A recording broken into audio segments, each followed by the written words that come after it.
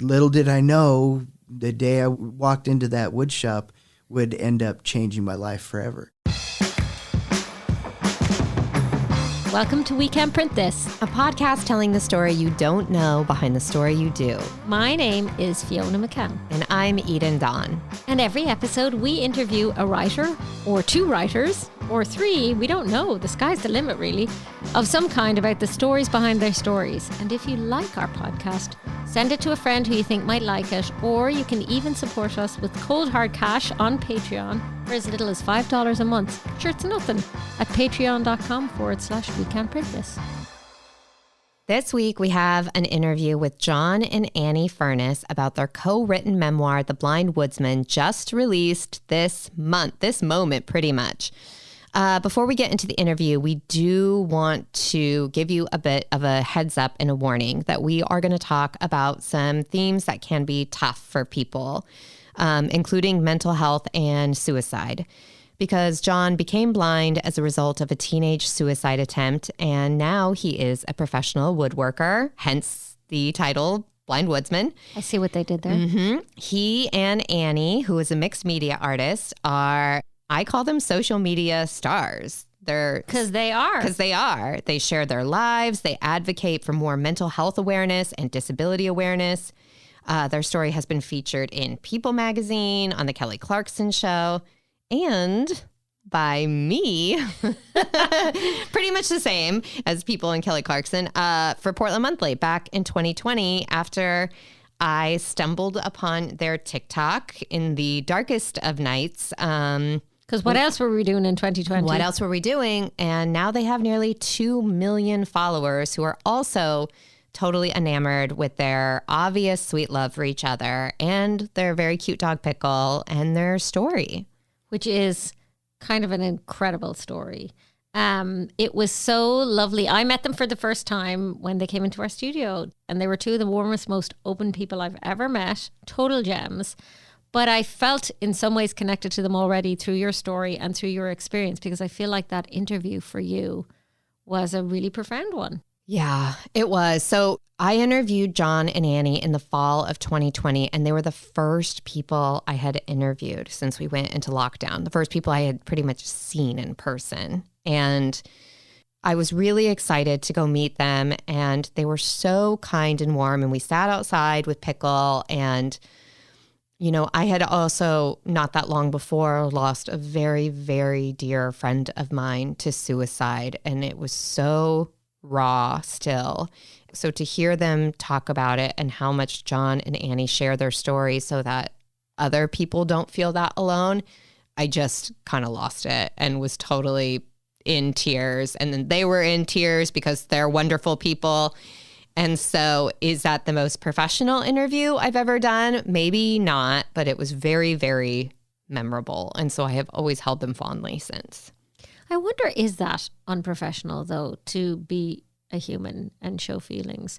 I do think there is some notion, I call it a notion, of journalism as this sort of, journalists are objective and they reveal nothing in their interview because they're not supposed to be. Maybe the idea is they don't have skin in the game, but we all have skin in the game. We are human. Mm-hmm. And in some ways, particularly in that kind of interview, I feel like the only true way of connecting with another human being and hearing their story is to receive it with empathy. So I'm pro tears is all I'm saying, Eden. That's very Good Irish job. Of you, yeah. Particularly. Pro tears. It's hard though, and it would feel like a disservice to greet some of the things they say without being emotionally affected, because it's very moving. That's true. That is true. And there is a level, the energy changes in an exchange when people are being vulnerable with each other rather than expecting one person to be vulnerable. And I know you didn't do it for this reason, but it sure translated to a great story on the page as a result. No, thank you. That's very sweet. It was definitely, I think... Honestly, I feel like I definitely wanted to share their story, but I think that they brought me so much joy. There was a little bit where I was like, I want to meet them and pitched a story, because I was. So I really was drawn to them, and I clearly am not alone. Like 2 million people are following them because they also just vibe on there, and they're silly and funny. And John will tell you he's like kind of a smart ass. And when you hear them talk, which you're going to do now, because we're going to stop talking any second, I think you'll understand. They're really deeply affecting people. And I thought they were gems. Yeah, and they're just general cutie pies. I mean, I'm John's biggest fan, so I want to tell everyone about him, Well, and I'm a pretty big fan of hers, too. This is working out great for both these. It is. It's a good thing we're married, I guess. We make an excellent team. I like to say we make Batman and Robin look like a couple of people at a Comic-Con. Well, so how did it come about? I mean, this book is a joint effort, too. It is, yeah. Annie is the author. I'm the subject, but she's the author. Well, I mean, we are considered both authors, but it was definitely a labor of love for both of us. So what happened was, after the publisher reached out, they wanted to tell both of our stories, but they knew that John's story his story is so impactful. I mean, like, he is a suicide survivor. He has overcome so many things in his life, including blindness and facing drug addiction and trouble with the law and that sort of thing. I'm a bandit. Yeah. Girls love a bad boy. Oh, yes. When I met John, I was like, he is a recovering bad boy. I just knew it. And I was like very attracted to not only the fact that he was a bad boy, but also the fact that he was working on himself and evolving into this amazing human that he is. The best kind of bad boy. Yeah. Yeah, a reformed bad boy. Yeah, exactly. I know. Good. So we decided that I would interview John. So we did, the way that we wrote the book is I interviewed him and I would type the answers. And so it was really fun. We would order like Uber Eats or whatever and sit in our pajamas on the couch with our puppy. And, we would just spend days like writing this book together. Yeah. And there were a lot of joys in it, but there were also a lot of tears because John's story is incredibly sad. And it was rough for both of us. I had to dig into some real dark, painful places to really write the whole story, and she had to go along the ride with me. So that was rough. Do you think it brought you both closer together as a result? 100%. Yeah, definitely. Yeah. Absolutely. And I wonder if that could have happened with anybody besides Annie, because that level of trust is not something, if you just had been assigned a writer, a ghost writer or something to come in, seems quite difficult. Yeah, definitely. And so a lot of people on John's social media don't know that I'm an artist. They don't know I'm an author. They don't know all of these things about me. And, there's just, I feel like it was finally time for me to, to kind of grow into myself and to step alongside John in his his emotional growth and his spiritual growth and all of that. And it's felt really good because sometimes you're in a relationship and you go in different paths. Mm-hmm. And I feel like John and I are walking together on the path. So. And good for you. I'm glad you brought up your artistry as well, because the book opens with you making art, right? You're painting a piano, isn't that right? Yes, yeah. And I thought that was such a lovely place for it to start. It's literally art is the reason we met. Yeah, art brought us together. Yeah. I was actually working with a group of teenagers that were living at a local shelter, and they were going to actually decorate this piano. So I was priming the piano when we met, and I'm glad you were just priming it. Yeah, he didn't ruin a masterpiece because he walked in the room when I was painting it, and he put his hand on the wet paint. And it was really, was really sweet because I look up and I see this incredibly handsome man with dimples and realizing he's blind. And he's just ruined everything. That's what I thought. I said to her, "Oh, I hope I didn't do too much damage. I thought I had just poked out Mona Lisa's eye or something." Yeah. No, it was A-okay, especially because it was like this handsome guy. And I was so awkward because I didn't have a lot of experience with blind people. And so I was like, I'm already socially awkward. So I was like, oh no, I'm going to say the wrong thing. I didn't even know if I could say see or blind, I mean, there was that much learning that I had to do. But I did. So That's a lot of people don't. They get really uncomfortable and they won't say blind. And I mean, me personally, and most all of the blind people I've ever met, they prefer blind. I know, for the record, it's okay to say blind. It's okay to say disabled. It is. Yeah, you don't have to come up with They're a not bad euphemism. Yeah. No. Exactly. For me, it comes down to manners. I'm like, Yeah, if exactly. you tell me how you would like me to refer to you. It's not Definitely. really any different than someone saying like, my name's is James, but I prefer Jim. And you're Yes. like, okay, great. You I know? completely agree. I don't like blind. I want to be called Batman. I'll do it. Today we Starting have now. Batman John in the studio. You heard it here today, folks. We might John, get how long have sued, you been but- Batman? For 26 years next month, actually. Wow. Yeah. April 10th, 1998. That's when it happened. Before that, you were fully able to see. Yeah, 100%. Other than being a little bit colorblind, I was red-green colorblind. 26 years is a long time that's passed. Obviously, it's many more years that have passed because Yeah. you were 16. Yeah, that's right. And how was that with, I know that you talk a lot about mental health and you guys are so open and vulnerable with people, but how was that for the memoir to sit with Annie and have to really go through all of that again? Yeah, and we That- should let people know how you became blind if you're okay with talking Yeah, about it. yeah. I like talking about it because there's this unexplainable, horrible stigma against mental health and against people feeling depressed and suicidal, and it needs to be dispelled. I like to say, when you dispel ignorance, fear and hatred go away. I agree. Yeah. 100% I agree. Do you want to share a little bit about your story, honey? in the Yeah, beginning? yeah. Okay, so growing up, I lived in this little town in Colorado that just, it was just a wide spot in the road. And it's a very, like, be a man kind of a place, that kind of a culture. It's ranching and coal mining and oil field, that kind of thing. And I just really didn't fit into that culture. And so I always I had a lot of anxiety, and I really just kind of felt out of place. Really that was mostly in my mind, but I never really shared it with anybody. I never really let it show. And so it built and built until when I was 16, I attempted suicide.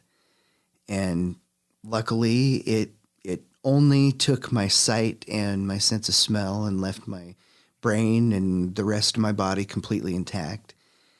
And over the years, with the way that I've been able to use my experience to help other people and the speed and level of being able to adapt to blindness, I really think I'm supposed to be blind. I don't want anybody to take that the wrong way. It's not, I didn't do that to try to become blind, and please, no one think that is an okay thing to do. So I just want to stress that too. You know what I mean? It was my experience, and it certainly isn't necessarily anybody else's. Well, you've been able to find such purpose in this bonus chapter Yeah, of I like life that. you've I been like that. given.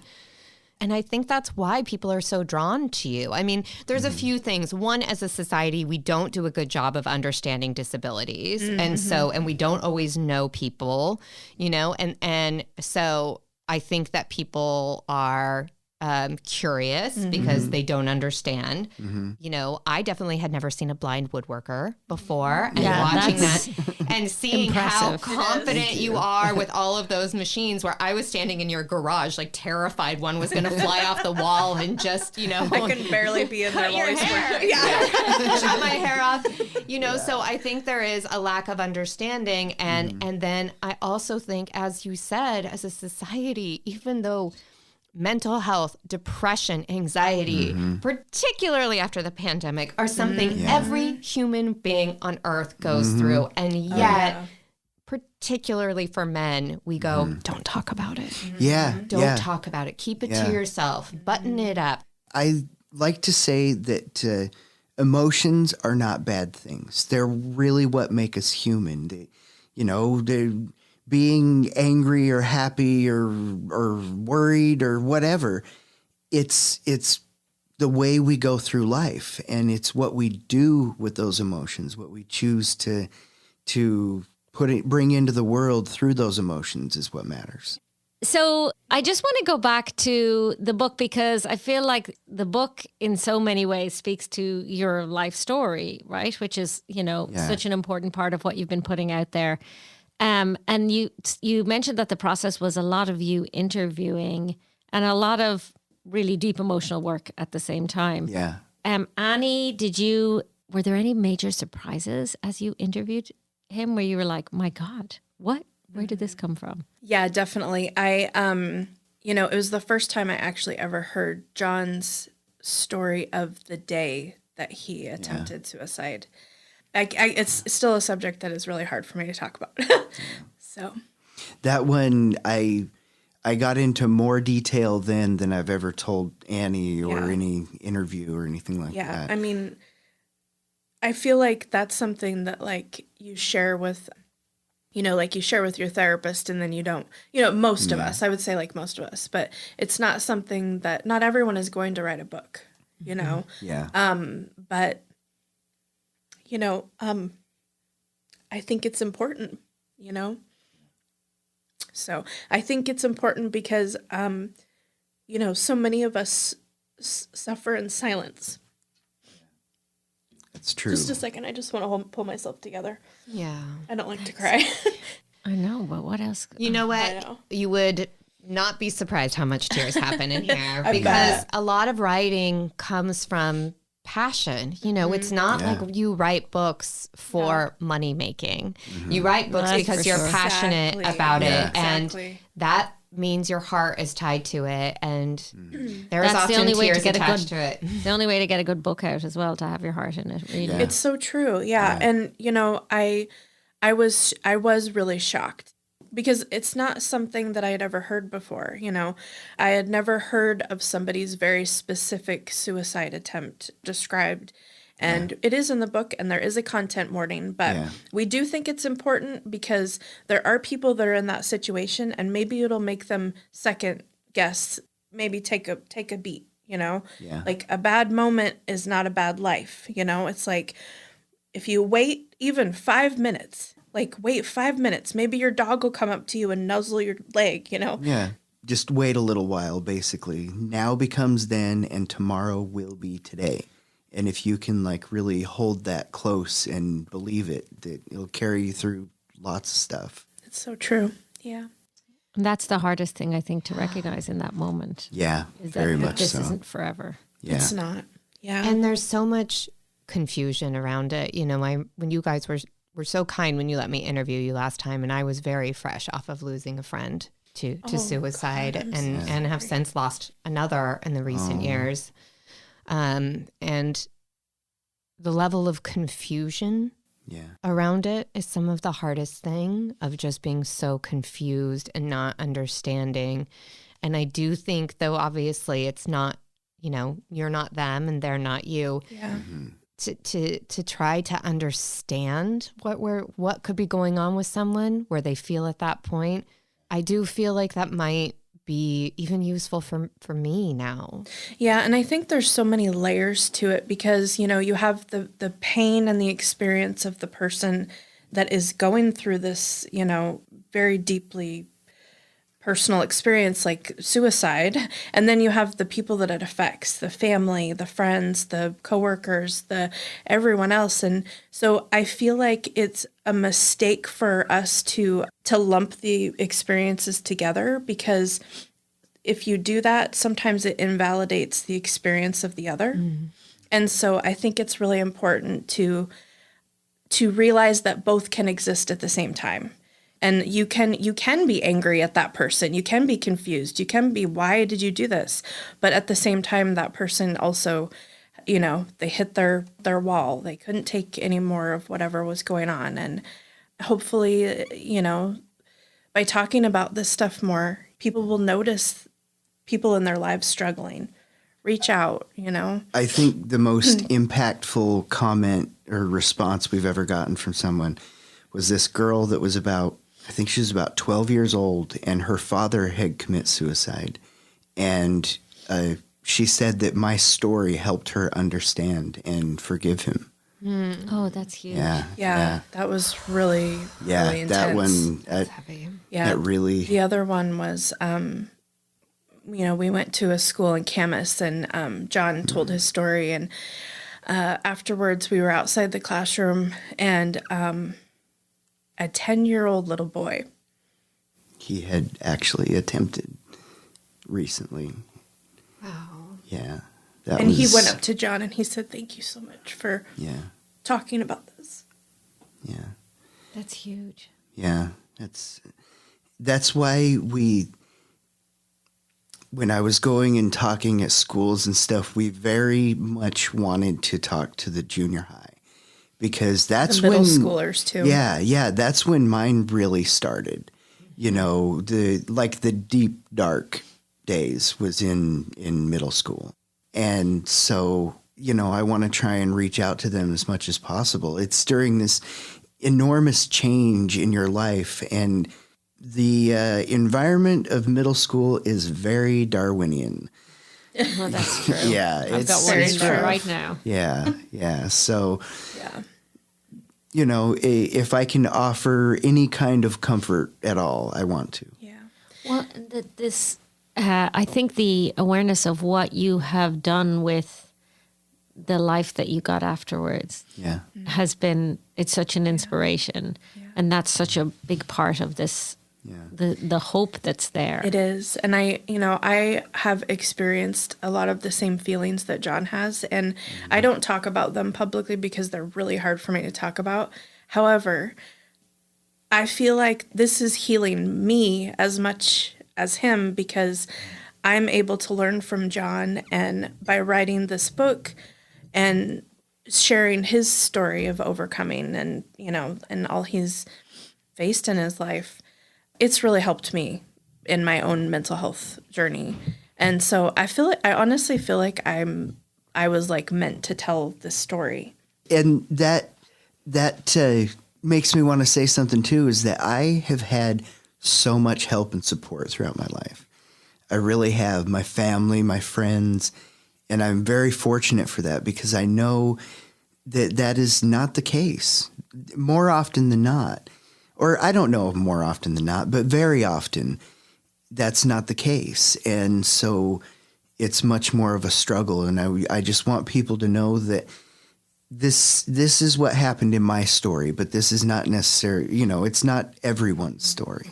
John, I'm wondering, or I'm curious, and I know that you covered this in the book too, about how you found your way to woodworking. Well, so in, what was it, 2005? Well, okay, I'll start it a little bit before that. In 2001, I got in trouble with the law. I got a felony conspiracy to distribute marijuana charge in Colorado, the little town I grew up in. Back when it was illegal. Little Craig, yeah. It's wild to think now that that's a felony. Yeah. And so I got put on probation, and I was on probation for about 4 years. And right around the time I was getting off probation, and during that time I developed a very serious meth addiction, and just kind of really just was living a pretty unhealthy, kind of dangerous lifestyle. And then I ended up getting a sinus infection. So when I attempted suicide, it completely and totally destroyed all of the sinuses in like my forehead and some in my cheekbone and the right side and stuff. So it also destroyed the natural drainage path, which meant everything that was supposed to drain away was just there. Oh, no. Yeah. Painful. And it caused an extreme sinus infection where I actually had to have emergency surgery. An abscess had developed next to my brain. And Oh my God, that must have been so painful, was it? it actually wasn't. I mean, the fact that it was able to get as bad as it was because it really wasn't painful. And I was so wrapped up in my drug habit that I don't know if I was feeling as much as I should anyway. But the first hospital I went to, they did not do a good job, to say the very least. I ended up getting a secondary infection as well as not getting rid of the first one. And when it recurred, hospital? Well, no, I was in the hospital for like a week, and then I went back home to my boarding house and my habits, and it, when the infection recurred, it was like radioactive mega infection. My head was all swelled up. Oh, and God. I went to a different hospital, and they had to remove the bone in my forehead, and it was replaced with a carbon fiber prosthetic plate about a year and a half later. And the doctors told me they don't understand how I was alive and without any brain damage, because they had never, any time that they had even heard of a sinus infection that was this bad, it had caused massive brain damage or led to death. John, I'm convinced you are a kitty cat. He's also broken Yeah. his back 3 times and has had multiple nocturnal grand mal seizures from epilepsy. Yeah, post-traumatic epilepsy. This guy has gone through some stuff. So, kitty cat. And you're still with us. Yeah. Oh, yeah. I joke around with Annie sometimes. Like I'm like a cockroach. You just can't. I think kitty cat is a nicer image. I like kitty cat. That's good. John, can I ask you a question about that?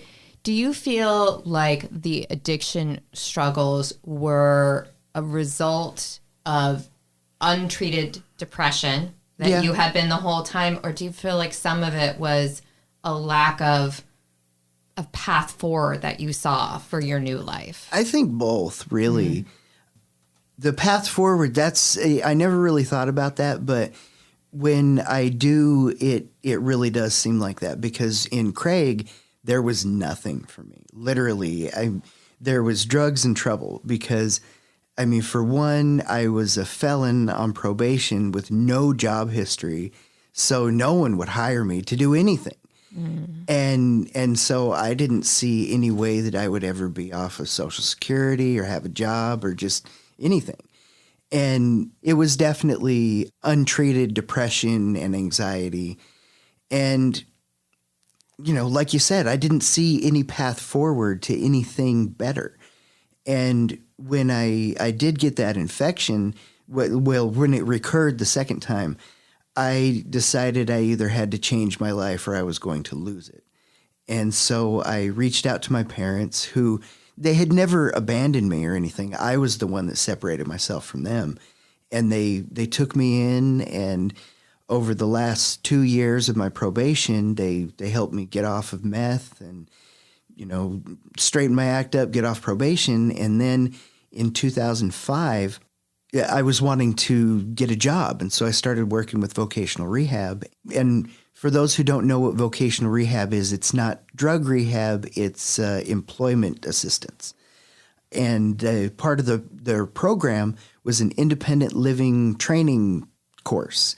So they had cooking and cleaning, Braille, and that kind of thing, because a lot of their clients were either young kids that were transitioning from home to independence, or adults that had newly become blind and need to learn the ropes. But they also had a wood shop there. And I've always been interested in craftsmanship of all kinds, and I've always been adventurous, so I decided to give it a shot. And little did I know, the day I walked into that wood shop would end up changing my life forever. So another problem I've had with employment is I really am not computer skilled at all. Outside my smartphone, I really don't have any computer skills. And a lot of the employment for blind people is based around computers. So, call centers, whatever it might be. So even vocational rehab really struggled to find employment for me. And the shop teacher who'd become my friend was retiring, And so he invited me to come over to his shop, and so for the next couple of years, we just kind of hung out and woodworked. And I developed my fine woodworking skills. Then in 2009, I was getting antsy again. I wanted to try and find some employment. And I learned about the Emil Fries School of Piano Technology for the Blind up here in Vancouver. You also left out the part that you and your friend built a wood shop. Yes. And they're both blind. Yes. So wanted to bring that so up. he's And what have we done with our lives? Yeah. well, and Yikes. so his name is Chris Hathaway, and he's not totally blind like I am, but mostly. But we built a 16 by 20 foot wood shop together, right from the boards on the ground to the shingles on the roof and everything in between. So impressive. Not bad. It's amazing. Thank you.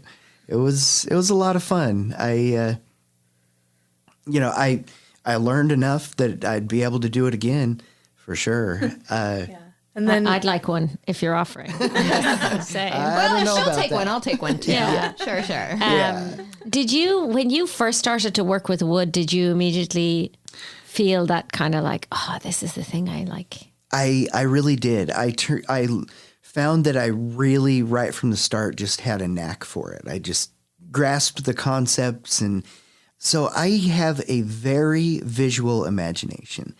And it's even enhanced by a condition I experience that is it's common with people that have had sight and become blind. And it's called Charles Bonnet syndrome. And it's visual hallucinations, and they're not due to any damage or malfunction of the brain. It's not very well understood. And so it's, for me, it's colors and shapes that just kind of flow around, and sort of like when you close your eyes and push on them, those patterns and lights and stuff that you see. Oh, yeah. It's very similar to that. And over the years, I've learned to basically make that the background, and I can picture any image I want over the top of it. So when I design my pieces, it's like I have a computer design program in my mind. I can change the colors, the layers, the design, whatever I want. And then when I have that finished product in my mind, I start working. So I see the finished piece before it even starts. And I feel Wow. Fiona's face is, it just fell off for a minute. My face. John, I have to tell you, you told me that years ago when we met, and I have, though I don't have that exact, condition, I have utilized that for me in creative things over and over now. I was so fascinated by that idea of the kind of visualization of it that I think about it all the time now when I'm trying to make something, if I'm trying to, sew something, even when I'm like working on a creative project and need to just get my feelings around, like, what's my next book going to be? That thing to sit down and I close my eyes and I try to do like a 3D modeling of it because of you telling me that. Thank you. I really think so there's cool. something to that idea of like, if you can picture it fully finished in your mind, then it's just the steps to get it done. Where I often feel in life, the hardest part is we're like, what am I going towards? But if you already have it like fully modeled in your brain, then it's kind of just to-do steps. My creative process is the opposite of John's. And so like I've learned from him in that aspect, because I actually have a hard time visualizing in my mind, which is so ironic, because I can see. But I know. I love that we're all learning to visualize from the blind I woodsman. know. I love that. Isn't it great? I don't remember if we've ever talked about this before, and I'm so curious, what was the family discussion and the decision to go onto social as blind woodsmen and be that level? Were you already doing the public speaking? Like, how did this bit come to be? Because I feel like that was the, predicator for the book. I think there was like little steps here and there, because I've already... Social media is one of my special interests. Like, I love it. It's fun. I've been doing it for a while. And it's just like, I don't know. It's just something that I've always been interested in. I like to follow other people and learn from them. And I also like to share. I've always liked to share about what's going on in my life. And I really love community. Love the idea of community. And so then John and I met, and he would go to events with me, and he would start meeting a lot of people in the physical community. Well, that kind of led to us sharing a little bit more about John's life online, because he wasn't really open.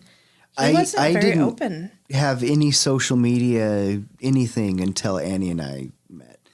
And the reason I started it was because it was like her special interest. And so I decided, I should check this out. I should get involved in this. Yeah, honestly, when we first met, he had some he had some ideas about social media that he didn't like it. He wasn't into it. I wasn't a fan. Yeah, and I think it was This is why you're a match made in heaven. I'm just going to say right now. Yeah. And I think it's because he had just experienced the negative aspects of it, which is, there's a lot And of it. they're there. Oh, yeah. And it's most of it's quite visual based. Yes. It's, Yeah. Instagram. Yeah, nowadays it is way more accessible than it used to be. But yeah, you're right. It is. And back then, the only access I had to a computer was through someone else. I didn't have a smartphone until I moved up here. Yeah. And so we started, so for his birthday in 2016, I purchased a lathe for him.